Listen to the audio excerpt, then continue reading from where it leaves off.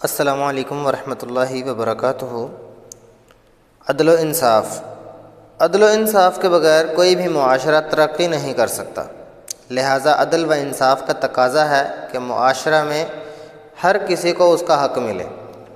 جہاں انسان پر مبنی معاشرہ ہوگا، انصاف پر مبنی معاشرہ ہوگا، وہاں معاشرے کی دوسری خرابیاں خود بخود ٹھیک ہو جائیں گی، کیونکہ اس طرح کوئی کسی کا حق غصب نہیں کر سکتا، یہ کر سکے گا۔ سزا کے خوف سے کوئی بے ایمانی یا ناانصافی کا مرتکب نہ ہوگا۔ طلوع اسلام سے پہلے اس قسم کی بے ایمانی کے طاقتور کو سزا نہ دینا، جبکہ کمزور کو سزا دینا عام تھا، لیکن اسلام کے بعد عدل و انصاف کا بول بالا ہوا، معاشرہ میں عدل و انصاف کی فضا قائم ہوئی اور مسلمان معاشرے میں انصاف ایک اہم ضرورت بن گیا۔ ہوا کیا ہے کہ کسی بھی معاشرے کو ترقی کرنے کے لیے اگر کسی چیز کی ضرورت ہے تو وہ عدل اور انصاف کی۔ کیا مسئلہ ہے؟ عرب کے اندر یہ ترقی کیسے آئی؟ آپ لوگ دیکھ سکتے ہیں کہ نبی کریم صلی اللہ علیہ وآلہ وسلم کے آنے سے پہلے جو لوگ تھے، وہ جو غریب ہوتا تھا اس کے ساتھ جو ہے وہ برا انصاف ہوتا تھا، اس کو ہمیشہ جو ہے وہ قصوروار ٹھہرایا جاتا تھا اور اس کو ہی سزا کا نشانہ بنایا جاتا تھا، جبکہ امیر کو کچھ بھی نہیں کہا جا سکتا تھا۔ ٹھیک ہے، تو یہی چیزیں آج بھی ہیں کہ جو بندہ کسی بڑی پوسٹ پر ہے وہ اس پوسٹ کا غلط فائدہ اٹھاتا ہے، اس عدل کی جو ہے اس انصاف کی پامالی کرتا ہے۔ تو جب تک یہ چیزیں ہمارے معاشرے کے اندر رائج نہیں ہوں گی کہ ہم جو ہے وہ عدل اور انصاف کے ساتھ اپنے سارے معاملات کریں، کوئی لسانی مذہبی کسی قسم کا کوئی بھی تعصب نہ پھیلائیں، صرف اور صرف انصاف اور عدل کے تقاضوں کو پورے کریں، تو ہمارا معاشرہ انشاءاللہ ترقی کر سکتا ہے۔ عدل و انصاف کی ضرورت زندگی کے ہر شعبے میں ہے۔ آپ کہیں بھی چلے جائیں آپ کو عدل اور انصاف کی ضرورت پڑے گی۔ کلاس میں آپ پڑھاتے ہیں، بچوں کے درمیان بھی آپ کو عدل کرنا پڑے گا۔ آپ گھر میں رہتے ہیں، گھر میں بھی آپ کو فیملی کے اندر بھی عدل اور انصاف کے ساتھ رہنا پڑے گا۔ عدل و انصاف کے نفاذ کو ممکن بنانا عدالتی نظام کی ذمہ داری ہے۔ اس مقصد کے لیے عدالتوں کا آزاد ہونا نہایت ضروری ہے۔ ججوں پر کسی قسم کا سیاسی دباؤ نہیں ہونا چاہیے تاکہ قانون کا اطلاق سب پر یکساں ہو، کوئی امیر ہو یا غریب، سزا سب کے لیے جرم کے مطابق ہونی چاہیے۔ یہ جو ہمارے ججز ہیں، جو ہماری عدالتیں ہیں، ان کو ہم نے جو ہے وہ آزاد نہیں کیا۔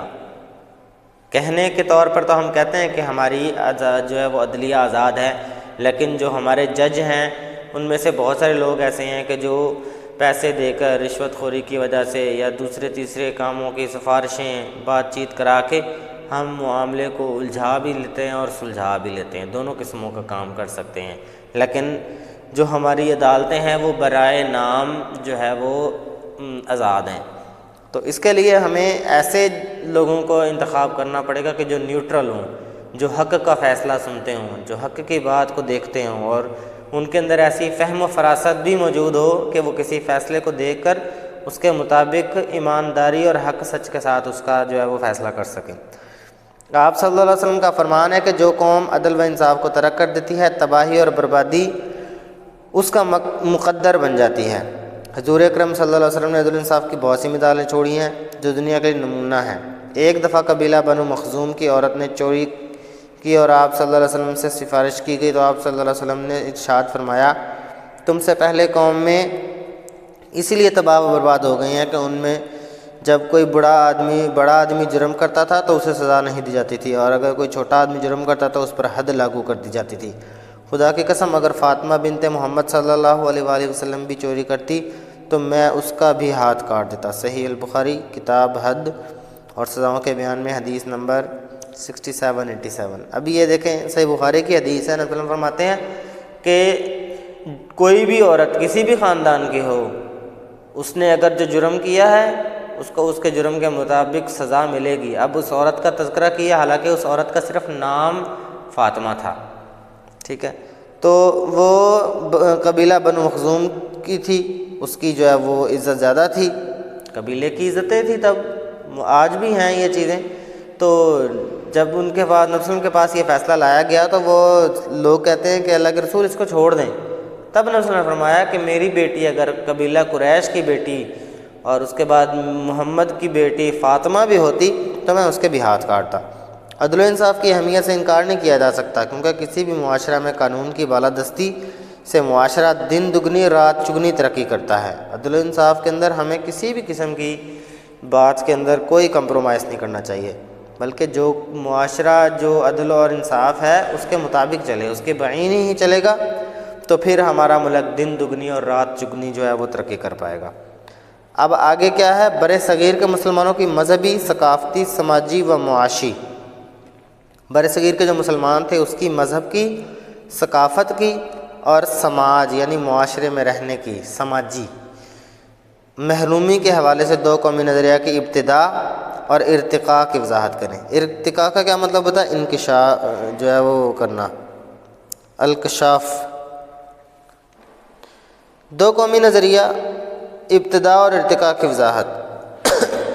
دو قومی نظریے سے مراد ہے کہ بر صغیر پاک و ہند میں دو بڑی قومیں ہیں، ایک ہندو اور دوسری مسلمان. یہ دونوں قومیں صدیوں تک ایک دوسرے کے ساتھ رہنے کے باوجود آپس میں گھل مل نہ سکیں. دو قومی نظریہ کی بنیاد پر مسلمانوں کا علیحدہ تشخص ہے. اب کیا ہوا کہ یہ بات پہلے بھی گزر چکی ہے کہ دو قومی نظریہ کی بنیاد کے اوپر جب انڈیا کے اندر پاک و ہند کے اندر جب مسئلہ تھا تو سب سے بڑی قومیں ہندو اور مسلمان ہی تھیں. ان کی آپس میں جو ہے وہ ٹسل تھی ایک دوسرے کے ساتھ،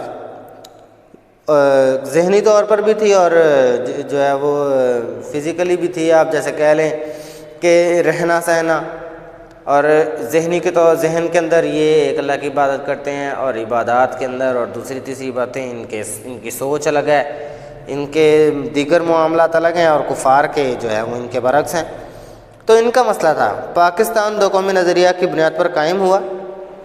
تو جب ہم نے پاکستان کو جب علیحدہ کروایا تو نظریہ یہی تھا، دو قومی نظریہ کا نصب العین یہ تھا کہ اسلام کے دو قومی تصور کی بنیاد پر ہندوستان میں مسلمانوں کی ایک ایسی آزاد ریاست قائم کی جائے جس میں رہتے ہوئے وہ اپنی انفرادی اور اجتماعی زندگی اسلامی اصولوں کے مطابق گزار سکیں. بر صغیر میں دو قومی نظریے کی ابتدا. بر صغیر میں دو قومی نظریے کی ابتدا مسلمانوں کی آمد اور محمد بن قاسم کی فتح سندھ سے ہوئی. 712 میں عرب نوجوان سپہ سالار محمد بن قاسم نے سندھ کے راجہ طاہر کو شکست دی. محمد بن قاسم کے ساتھ کچھ عرب تبلیغ اسلام کے لیے بھی آئے اور وہ مستقل طور پر سندھ اور ملتان میں آباد ہو گئے.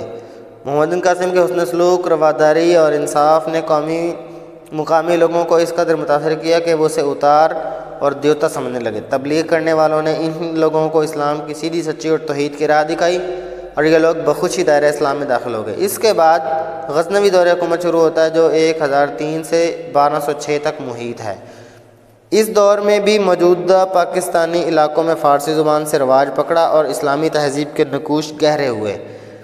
1206 میں قطب الدین ایبک نے سلطنت دہلی کی بنیاد رکھی. سلطنت دہلی کا دور حکومت 1226 تک رہا جس میں خاندان غلامہ، خاندان خلجی، خاندان تغلق، سادات اور لودھی خاندان نے حکومت کی. 1526 میں ظہیر الدین بابر نے دہلی میں مغلیہ سلطنت کی بنیاد رکھی جو 1857 تک قائم رہی. مغلیہ دور حکومت میں بابر، ہمایوں، اکبر، جہانگیر، شاہ جہان اور اورنگزیب مشہور حکمران تھے. آخری مغل حکمران بہادر شاہ ظفر کو انگریزوں نے 1857 کی جنگ آزادی میں شکست دینے کے بعد رنگون، میانمار میں قید کر دیا جہاں وہ بعد میں انتقال کر گئے. اب یہ ہمیں بتا رہے ہیں کہ دو قومی نظریے کی ابتدا جو ہے وہ سندھ کے اندر کیسے ہوئی. کیا ہوا؟ سب سے پہلے جو ہے وہ بر صغیر کے اندر محمد بن قاسم آئے، اس نے سندھ کو فتح کیا. پھر جو ہے وہ قطب الدین ایبک آیا اور اس کے بعد پھر اور جو ہے وہ غزنوی آیا. پھر یہ آتے گئے اور انہوں نے پھر اپنے حصے کی تبلیغ کی، لوگوں کو دین کی طرف بلایا، لوگوں کی ذہن سازی کی، جس کی وجہ سے وہ بھٹکے ہوئے راہ سے دوبارہ صحیح راستے پر آ گئے. تو آج کا ہمارا یہ ٹاپک ختم ہوتا ہے. انشاءاللہ میں آپ سے ملوں گا اگلے ٹاپک پر. مجھے دیں اجازت. السلام علیکم ورحمۃ اللہ وبرکاتہ.